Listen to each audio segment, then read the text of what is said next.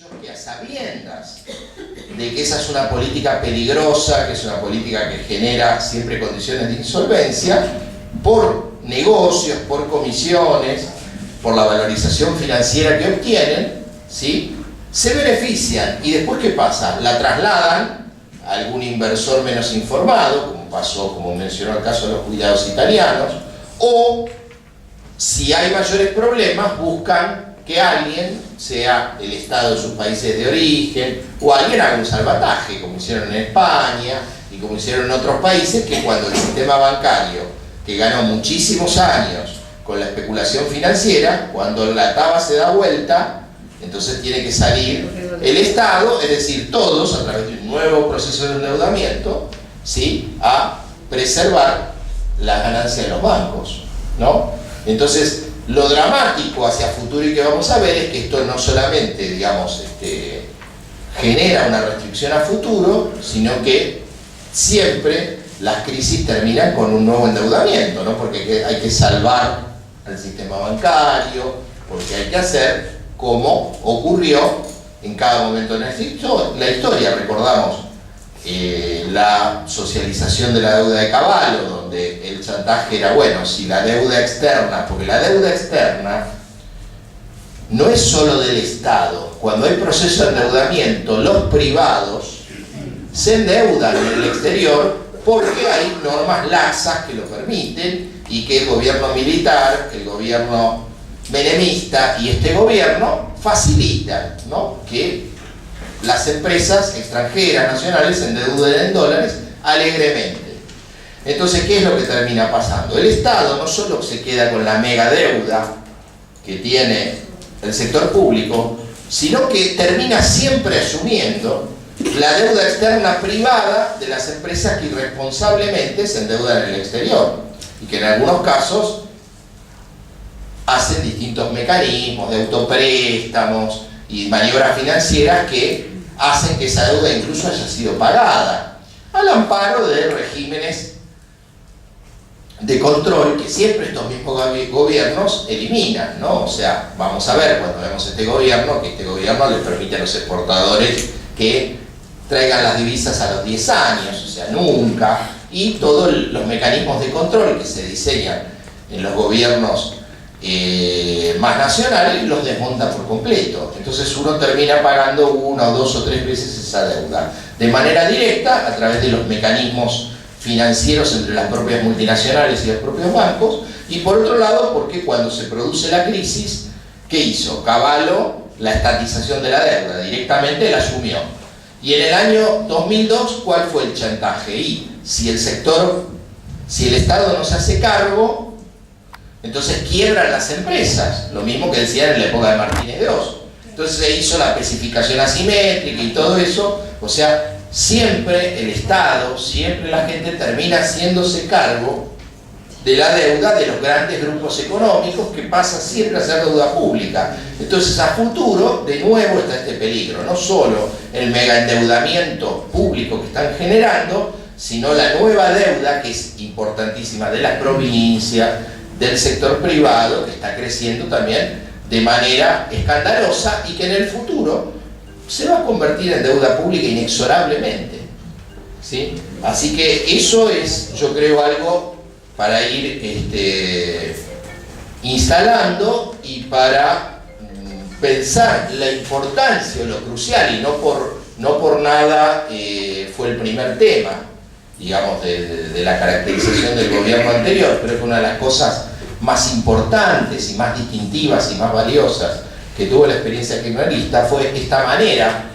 absolutamente agresiva, diría, digamos, la prensa internacional o los círculos financieros, distinta, rupturista, de enfrentar un tema que no solamente generó una crisis recurrente en la Argentina, sino que tiene absolutamente postrados a muchos países, como la Argentina y países desarrollados, que permanentemente chocan contra esta misma piedra de manera recurrente, y que tiene que ver con algo que veremos la clase que viene, que tiene que ver con un sistema económico y mundial que no funciona, que tiene que ver con esta lógica del capitalismo financiero global, que posibilita estos abusos que le permiten a los bancos y al sector financiero internacional beneficiarse de manera escandalosa a costa de los países y de los ciudadanos que siempre terminan haciéndose cargo de estas deudas, ¿no? Entonces,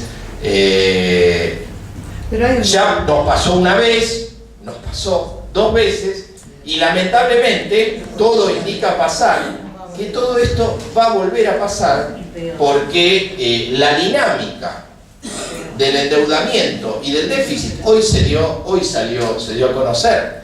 El déficit que tiene este gobierno, que supuestamente es el paradigma del ajuste de las cuentas públicas, es el tercero más grande de los últimos 70 años. Y esto tiene que ver con la recesión, tiene que ver con todos los cambios impositivos, y que augura o un mayor endeudamiento, lo cual es un círculo vicioso permanente, o la justificación para un brutal ajuste en el futuro. Porque pueden decir, bueno, si no nos podemos seguir endeudando, ¿y qué hay que hacer? ¿Qué van a decir desde la lógica? Hay que ajustar. Y ya saben, el ajuste también sabemos siempre por dónde pasa.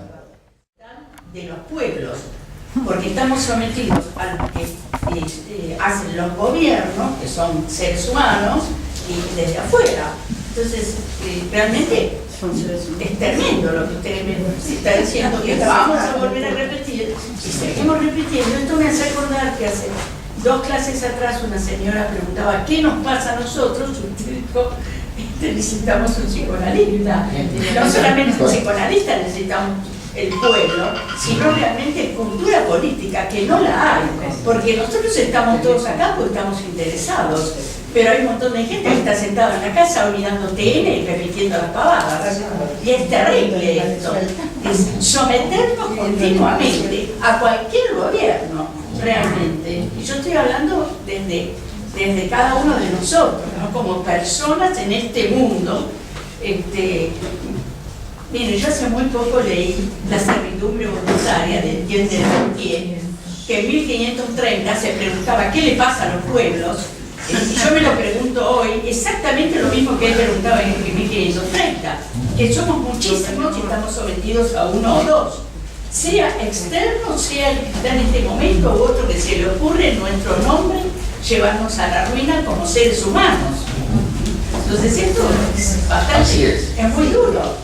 Y someternos es tremendo y es realmente indigno. Bueno, ¿alguna pregunta? Digo, dejemos la discusión para ser ordenados. Después, a ver. No, yo lo entiendo, pero digo, así podemos verdaderamente avanzar en algo que nos permita profundizar este análisis, que nos permita llegar a algo que nos pueda permitir salir de esto, ¿no? Así que bueno, les pido lo que sean preguntas, aclaraciones, hagámoslas ahora y dejemos la discusión para el resto de la clase. Sí. Sí, adelante. ¿Yo? Sí. Sí, una pregunta muy concreta. Habíamos dicho que Alfonsín heredó una deuda de 40.000 millones de dólares. No me quedó clara cuánto heredó Néstor. ¿Qué monto aproximadamente? Y aproximadamente la deuda al 2013 era del orden de los 180.000 millones de dólares, ¿sí? Que representaba algo así como, Marcelo habló de una relación con el producto, ¿no? El orden del 150 o 160%. Esto es que toda la deuda que tenía la Argentina en el 2002 o 2003 superaba en más de un 50 y un 60% toda la producción de la Argentina, ¿no? Cuando, para que ustedes tengan una idea, al final de la película, ¿sí? Esta relación estaba por debajo del 40% en el final del 2015, o sea, vean todo lo que fue la trama del desendeudamiento, y si uno considera solo la deuda con los inversores extranjeros y los fondos buitres, solo era del 9-10%, ¿no? O sea, el proceso de desendeudamiento fue como no lo hubo, digamos, en toda la historia argentina. Pero bueno, lo importante es ver cómo se pudo hacer y con qué políticas se pudo administrar porque lo cierto es que, digamos, precisamente por no endeudarse, la Argentina pudo con sus políticas, que ahora Marcelo va a explicar, ir consiguiendo los recursos para poder no solo atender la deuda, porque lo cierto es que después de cada reestructuración de deudas contraídas antes del gobierno kirchnerista, durante todos los gobiernos kirchneristas se pagó puntualmente, como también no ocurría desde un periodo de 12 o 13 años, vuelvo a decir, no ocurría desde los años del primer peronismo. Y no solo eso, sino que se pudo avanzar en construir políticas públicas que permitan recuperar derechos, mejorar la infraestructura y todo eso, porque eso es también lo importante, ¿no? O sea, supuestamente uno podría decir, bueno, uno podría endeudarse para mejorar la infraestructura, para generar una mayor producción en la economía, pero siempre en la historia argentina, y particularmente en los gobiernos neoliberales, ese endeudamiento nunca tiene como contrapartida, digamos, un aumento de la capacidad de producción del país nacional que permita repagar esos créditos, porque uno podría ocurrir cuando uno, por ejemplo, como una persona, como una empresa, saca un crédito, puede aplicarlo a financiar un proyecto, un emprendimiento que le permita devolver la plata al banco y producir y obtener rentabilidad. El endeudamiento en la Argentina, como ocurrió en otros países, o sea, no generó, o sea, ningún aumento en los recursos, sino todo lo contrario, fue coetáneo con una descapitalización del país, con una desnacionalización del país, con políticas productivas que fueron minando la capacidad de pago. Entonces se da ese doble fenómeno de vicio, que es, por un lado aumenta la deuda y por otro lado la capacidad de pagarla por el imperio de las políticas neoliberales se va reduciendo día a día. ¿Por qué? Porque cierran las empresas, cierran las fábricas, la gente no consuma. Entonces, ¿de dónde salen los recursos genuinos del país? Surgen de dos fuentes. Surgen, en primer lugar, de la recaudación de impuestos, como vimos en la primera o segunda clase, y por otro lado surge de algo muy concreto, que es las divisas que el país genuinamente genera. Y vamos a ver que en casi todo el periodo kirchnerista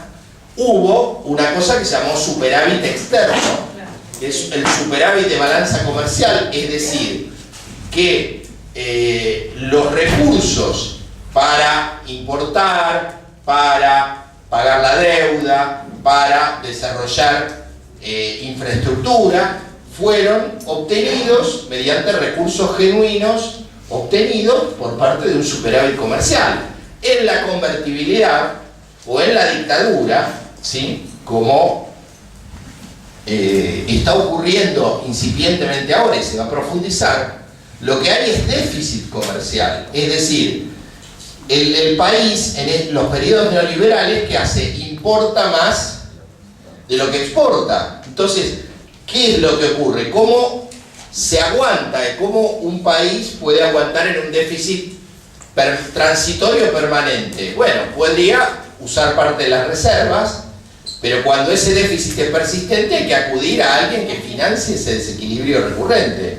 Entonces, el periodo kirchnerista tuvo, en casi todo su periodo, y a pesar de una serie de cosas que Marcelo va a explicar, superávit, ¿sí? En cambio, en los periodos neoliberales, como del 78 al 82 la dictadura, o como ocurrió, creo que el déficit comercial es del 92, creo, en la experiencia menemista, hasta el 2001, permanentemente. En el 2001, bueno, se dio vuelta por la recesión, pero fue permanente el déficit estructural del sector externo de la Argentina, precisamente por esto, porque se importa de todo, se abre la economía y por otro lado las condiciones para que se desarrolle la producción hacen inviable también que aumenten las exportaciones. Entonces, bueno, vamos a los términos de intercambio, ¿no? Así que un poco para complementar esto, veamos ahora, digamos, qué es lo que determina de alguna manera el equilibrio, el superávit o el déficit de las cuentas externas, que de alguna manera determinan una forma más genuina de financiar al Estado. Y por otro lado, ¿cuál es uno de los factores fundamentales que ha determinado la mayor holgura o la mayor restricción de la Argentina, ¿no? Que ha sido históricamente un país primario exportador y que históricamente ha dependido básicamente de los precios internacionales de nuestros productos y de la relación entre estos precios y los precios a los que importamos. Marcelo. ¿Puedo preguntar un dato nada más? Sí. Recién dijeron de, digamos, la deuda que venía del gobierno era de 180. Sí. De cualquier manera, por la renegociación, ¿cuánto se terminó pagando? Con la quita y todo, digamos. No es que se pagó o fueron esos 180 los que se terminó pagando o... No, fue menos. No, porque, a ver, la deuda cayó, o sea, originalmente entre esos 180.000 millones cayó a prácticamente 110.000 millones. Lo que ocurre es que no solamente hay que ver la deuda, digamos, en cantidad, porque ¿qué es lo que ocurre? Por ejemplo, bueno, esa deuda, como dijo Marcelo, está en dólares o puede estar en otras monedas, y entonces su valor en dólares puede subir o bajar por distintos factores, sino que hay que verla en relación a la capacidad de pago. Es decir, es como si uno dijera, bueno, yo le debo al banco 100, ¿sí? Y por ahí le debo, esa deuda me aumenta a 120. Ahora, si yo, mis ingresos, en lugar de ser 80, paso a ganar 200, o sea, si bien mi deuda como cantidad nominal es un poco mayor, yo estoy mejor, porque en realidad lo que pasó significativamente, y lo que no hay que mirar, porque también hay inflación en dólares, entonces el valor corriente en cada periodo dice bastante poco. La manera de analizar cuál es el peso de la deuda en la economía es cuando uno la compara con la producción, cuando la compara con las exportaciones, con indicadores que demuestren, bueno, cuánto uno debe y cuántos recursos uno tiene para afrontar esa deuda. Porque al revés, ¿no? Si uno bajara la deuda nominalmente un poco, pero la capacidad de pago cayera a la mitad, uno estaría peor. Entonces, digamos, por eso es importante, y por eso por ahí podemos traer la clase que viene, digamos, alguna comparación de indicadores entre el 2003, 2015 y lo que hay publicado en 2016, es para que ustedes vean básicamente cuál fue la diferencia. Y en ese sentido, el indicador relativo de capacidad de pago no solo en el 2015, en todo el periodo kirchnerista respecto al 2003, marca una mejora significativa en la capacidad de pago con relación a las exportaciones, en relación al Producto Bruto. Otra de las cosas fundamentales fue que cuando asume el gobierno Kirchner, el 97% de la deuda era en moneda extranjera,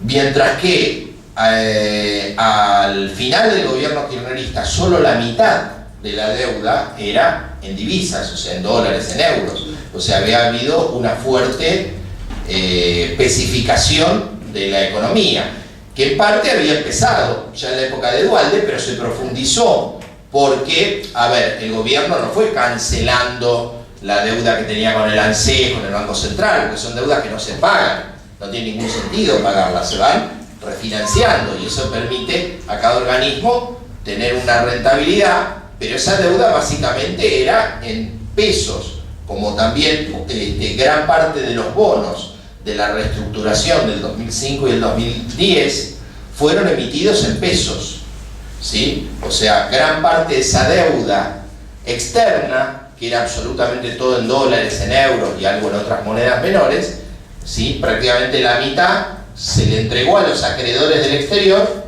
pesos. Ok.